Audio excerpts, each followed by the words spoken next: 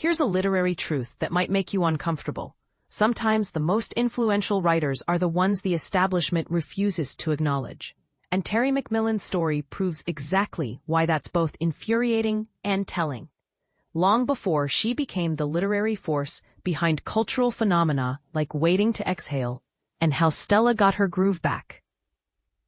Novels that didn't just top bestseller lists but fundamentally changed how we talk about Black women's experiences. Terry McMillan was simply Terry McMillan, a determined journalism student navigating the halls of UC Berkeley. But here's what made her special from day one. She possessed an unmistakable voice that was refreshingly direct, boldly unapologetic, and authentically grounded in real life. Her creative writing instructor, the renowned Ishmael Reed, recognized this rare quality immediately. He described the young McMillan as effervescent, someone who practically bubbled over with infectious energy and undeniable hip factor. Reed's observations, now featured in the foreword of McMillan's latest work, "It was the way she said it," reveal something fascinating about literary recognition and cultural impact. And this is the part most people miss. In 1992, McMillan achieved something remarkable by joining Toni Morrison and Alice Walker as one of only 3 Black women simultaneously gracing the New York Times bestsellers list. Yet here's where it gets controversial. While Morrison and Walker both earned Pulitzer Prizes for their contributions to literature, McMillan never received that particular golden stamp of approval from the literary establishment. But here's Reed's bold assertion that challenges everything we think we know about literary merit.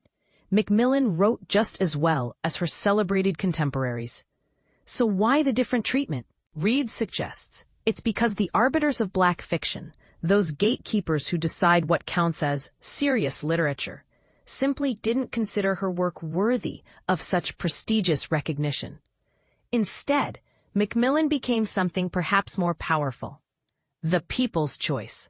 Her novels resonated with readers in ways that transcended academic approval, speaking directly to lived experiences and emotional truths that everyday people recognized and cherished. Reed goes so far as to crown her the professor of intimacy, acknowledging her masterful ability to capture the raw, unfiltered reality of domestic life and romantic relationships with unprecedented honesty.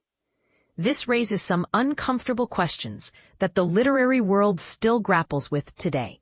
Should popular success be viewed as somehow less valuable than critical acclaim? When we dismiss certain voices for being too accessible or too commercial, what are we really saying about whose stories matter? And isn't it telling that a writer who speaks so authentically to people's actual experiences gets overlooked by the very institutions that claim to celebrate literary excellence? What do you think?